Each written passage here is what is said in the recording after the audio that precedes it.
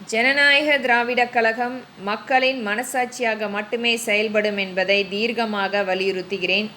நியாய விலைக் கடை அட்டை வைத்திருப்பவர்கள் அங்குள்ள வசிப்பிடத்தில் அங்கீகாரம் பெற்ற கடையில் மட்டுமே அவர்களுக்குரிய உணவுப் பொருட்களை வாங்கிக் கொள்ளலாம்.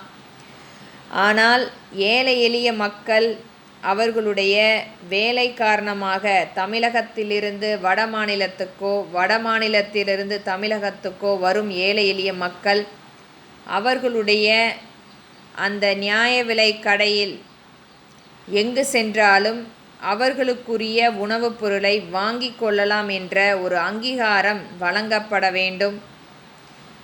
இந்த சட்டத்தினால் ஏழை எளிய மக்கள் 3 வேளை உணவு அருந்தக்கூடிய ஒரு நல்ல ஒரு விஷயம் நடக்கும்.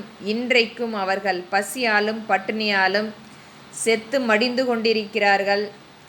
அது மட்டுமில்லை,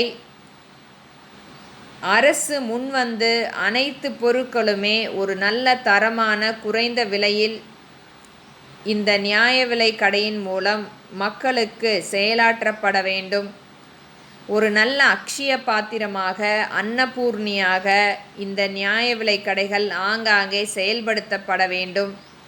இது போன்ற செயலை செய்யும்போது மக்களுக்கு மிகப்பெரிய ஒரு அக்ஷய பாத்திரமாக, அன்னபூர்ணியாகவே தமிழக அரசு மிகப்பெரிய அளவில் செயலாற்றும்.